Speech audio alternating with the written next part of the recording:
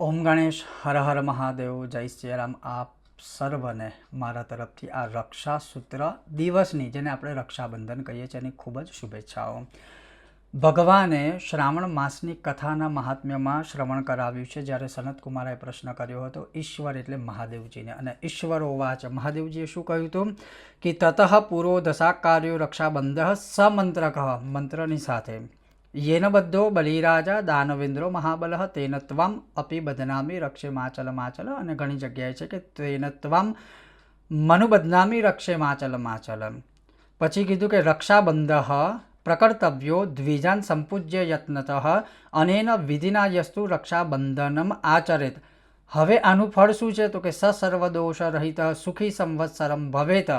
કેવી રીતે? તો કે યહ શ્રાવણે વિમલમાસી વિધાન વિજ્ઞો રક્ષા વિધાન દીનમ આચરમ મનુષ્ય આસ્તે સુખેન પરમેણ સવર્ષમેકમ પુત્રૈશ્ચ પૌત્ર સહિત સમુહરજનશ. હવે આ શું છે?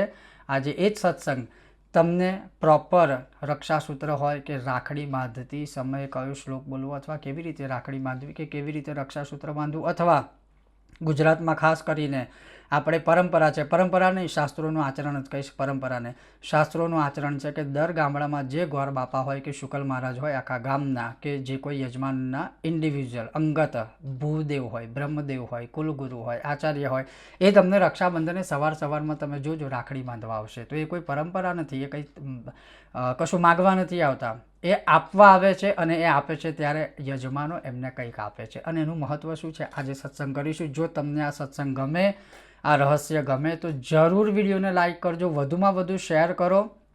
ચેનલ પર નવા છો તો સબસ્ક્રાઈબ અવશ્ય કરજો, જેથી કરીને આવા વિડીયોને, આવા સત્સંગ હું તમારી સામે પ્રસ્તુત કરી શકું. ચાલો સત્સંગ શરૂ કરીએ. હવે જ્યારે સનતકુમારોએ ઈશ્વર એટલે કે મહાદેવજીને આ પ્રશ્ન કર્યો કે તમે અમને બધા મહત્વ શ્રવણ કરાવ્યા, બધી કથાઓ શ્રવણ કરાવી, પણ જે શ્રાવણ મહિનાની પૂનમે આ જે રાખડીનો તહેવાર એટલે કે રક્ષાબંધન વિશેનું મહત્વ છે એ જરા જણાવશો. ત્યારે ઈશ્વરોવાચ એટલે મહાદેવજીએ કીધું કે જે કોઈ પણ મનુષ્ય રક્ષાબંધનના દિવસે, આમ તો અંદર રાખડી કેવી હોય આ તે બધું ઘણું આપેલું છે, પણ હું મૂળ સત્સંગ તમને કરાવીશ એટલે કે જણાવીશ. ત્યારે ભગવાને કીધું કે તતઃ પૂરો દશાકાર્યો રક્ષાબંધ સમંત્રક, મંત્ર સહિત રક્ષાસૂત્ર બંધાવવું અથવા તો બાંધવું. હવે પહેલી વાત કે બેન ભાઈને રાખડી બાંધે એટલે કે રક્ષાસૂત્ર બાંધે. કેવી રીતે?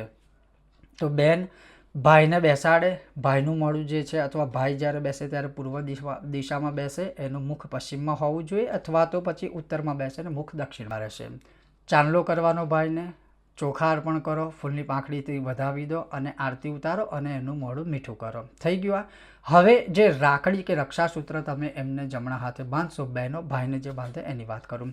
હવે એ સમયે બહેનોએ આ શ્લોક શીખવો જ જોઈએ. એક જ શ્લોક છે, શીખી લેવામાં શું વાંધો છે? આપણે ઘણું બધું શીખીએ છીએ. તો એક શ્લોક આપણા શાસ્ત્ર અને ભાઈની રક્ષા માટે, ઘણા બંધનોમાંથી મુક્તિ માટેનો આ શ્લોક છે. અને એ શ્લોક કયો છે? ઓમ યેન બધ્ધો બલિરાજા દાનવેન્દ્રો મહાબલઃ તેન ત્વમ અપી બધનામી રક્ષે માચલ માચલ. હવે આ જ શ્લોકના માધ્યમથી, આ જ શ્લોક લક્ષ્મીજી પણ જ્યારે બલિરાજાને રાખડી બાંધે છે, રક્ષાસૂત્ર બાંધે છે, એના ઉપરની કથાનો આ શ્લોક છે, અને નારાયણને બંધનમાંથી મુક્ત કરાવે છે. એ પણ કથા આપણે જાણીએ છીએ, એટલે વધુ એમાં નથી જવું. પણ આ શ્લોક બાંધ્યા પછી બહેન ભાઈને એવું કહે છે કે રક્ષે માચલ માચલ. બલિરાજાનું મહાત્મ્ય આવી ગયું પહેલી ઉક્તિમાં કે પંક્તિમાં. પછી બીજી લીટીમાં કે હે ભાઈ, તું મારી ડગલે ને પગલે રક્ષા કરજે ને અડીગ મારી સાથે ઊભો રહેજે. થઈ ગયું. પ્લસ બીજા બધા પ્રકારના બાધા બંધનોમાંથી ભગવાન તને મુક્ત કરે એવી હું પ્રાર્થના કરું છું ભગવાનને. એટલે બેન ભાઈની રક્ષા માટેની વાત કરે છે, અને બેન પોતાની પણ રક્ષા ભાઈ કરે એની પણ વિનંતી આમાં કરે છે, અને બાધા બંધનોમાંથી મુક્તિ માટેની. હવે આ એક સરળ ને સહજ આનો અર્થ મેં તમને સામાન્ય ભાષામાં કીધો. હવે આ થઈ ગયું બેન ભાઈની વાત. હવે મહત્વની વાત એ છે કે આ શ્રાવણ મહિનાની પૂનમે અવશ્ય તમારે તમારા ગોર બાપા હોય, શુકલ મહારાજ હોય, આચાર્ય હોય કે ગુરુ હોય, અને તમને ખબર જ હશે કે દર રક્ષાબંધને સવારમાં તમારા ગોર બાપા, કે જેમ મેં કીધું એમ, કે જે તમારા બ્રહ્મ દેવતા કે આચાર્ય હશે, તમારા ઘરે આવશે, તમને રાખડી બાંધશે, ને પછી એની સામે તમે એમને કંઈક ને કંઈક દક્ષિણા સ્વરૂપમાં આપતા હોય છે, બરાબર. હવે એ માગવા નથી આવતા, પણ એ પરંપરા કે શાસ્ત્રનું આચરણ કરવા આવે છે કે મારા યજમાનોની આખા વર્ષ સુધી ભગવાન રક્ષા કરે, એટલે આ શ્લોક બોલીને તમને હાથે બાંધે છે રક્ષાસૂત્ર.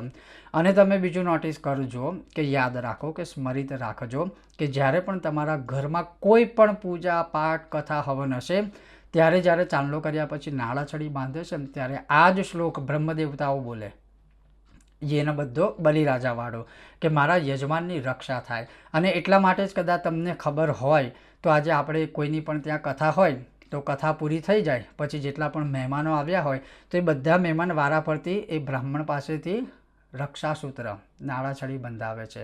એ બંધાવવા માટે કંઈ શોખ માટે નથી બાંધવામાં આવતી, એની પાછળનું કારણ છે કે એ વ્રત કથા પછી સાંભળ્યા પછી જે રીતે કથાના 5 અધ્યાયમાં આવે છે કે બધા બાધા બંધનોમાંથી એ જે ચરિત્રો છે મુક્ત થાય છે, એ રીતે આખી કથા સાંભળ્યા પછી એ બ્રાહ્મણ દેવતા તમે અમને પણ આ રક્ષાસૂત્ર બાંધો જેથી કરીને આખા વર્ષ સુધી અમારી રક્ષા થાય. કેમ કે અહીંયા પ્રમાણ આવ્યું ને કે સંવત્સર એટલે એક આખું વર્ષ, એક આખા વર્ષ સુધી અમારી રક્ષા થાય. એટલે બ્રાહ્મણ દેવતા રાખડી બાંધે છે કે રક્ષાસૂત્ર બાંધે અને પછી જે કોઈ પણ બધા નાળાછડી બંધાવે ફૂલની પાખડી એ બ્રહ્મ દેવતાને આપતા હોય છે.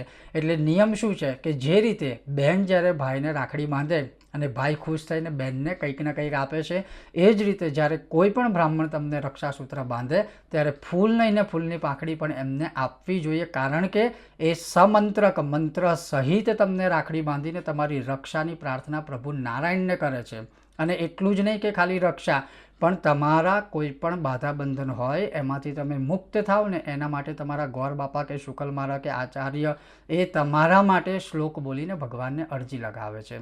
એટલે જરૂરથી તમે પણ આ ધ્યાન રાખજો, સ્મરિત રાખજો. બીજું કે આ સરસ મજાની પૂનમ, આમ તો બધા આપણે રાખડી બાંધતા હોય એટલે ભાઈ બહેન બધા ભેગા થાય ને પછી છેલ્લે હવે તો રેસ્ટોરન્ટ હોટલમાં જઈને જમવાનો રીતિ રિવાજ કે બધું શરૂ થઈ ગયું છે. પણ શું એવું ના થઈ શકે કે ચલો આખા વર્ષમાં જેટલા પણ પૂજાપાઠ હોય છે, આખા વર્ષમાં જેટલા પણ પૂજાપાઠ હોય છે તો પતિ પત્ની કે પરિવાર બેસે પૂજામાં કે કથામાં?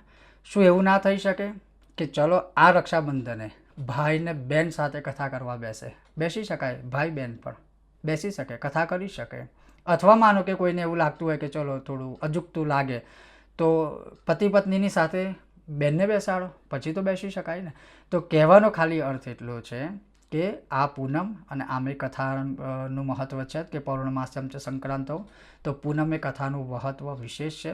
આપણે બહાર ના જતા ઘરમાં જ સરસ હરિનું સ્મરણ કરીએ, સત્યનારાયણની કથા કરીએ.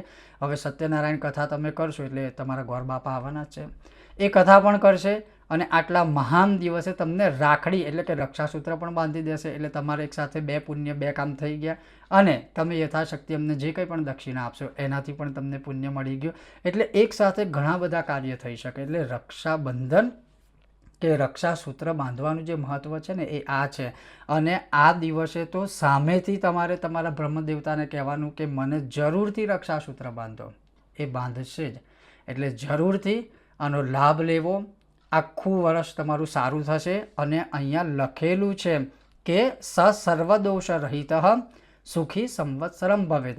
આખા વર્ષના કોઈ પણ દોષ હશે એમાંથી મનુષ્ય રહિત થઈ જશે, મુક્ત થઈ જશે અને સુખી સંવત્સરમ ભવેત, આખું વર્ષ તમે સુખી રહેશો. આગળ ખાલી શું કીધું એટલું નથી કે આ એક ધાર્મિક વાત છે, કેટલું સરસ આપણું આ શાસ્ત્ર છે કે પુત્રશ્ચ પૌત્ર સહિત સમૂહર જનશ્ચ, એટલે આખો પરિવાર ભેગા થઈ સરસ ખુશી કરશે, આનંદ માણશે, ભગવાનનું નામ દેશે અને બધાનો પ્રેમ વધશે, પરિવારનો પ્રેમ વધશે. એટલે આ રીતે જે કોઈ મનુષ્ય રક્ષાબંધન ઉજવે છે કે મનાવે છે તો ભગવાનના શબ્દશઃ કે વિધાન વિઘ્ન મનુષ્ય જે આ ઉત્તમ શ્રાવણ મહિનામાં આ રીતે રક્ષાબંધન કરે છે તો એ પ્રાણી પુત્ર પૌત્ર સંતાન સગા સંબંધીઓની સાથે 1 વર્ષ સુધી પરમ આનંદ ભોગવે છે. આ રીતે રક્ષાબંધન મનાવવી જોઈએ. તમારી ત્યાં કોઈ અલગથી કોઈ રિવાજ હોય તો તમે કોમેન્ટ બોક્સમાં જણાવી શકો છો. અને એકવાર પુનઃ આપ સૌને આ રક્ષાસૂત્ર દિવસની રક્ષાબંધનની મારા તરફથી ખૂબ જ શુભેચ્છાઓ. ઓમ ગણેશ, હર હર મહાદેવ, જય સિયારામ.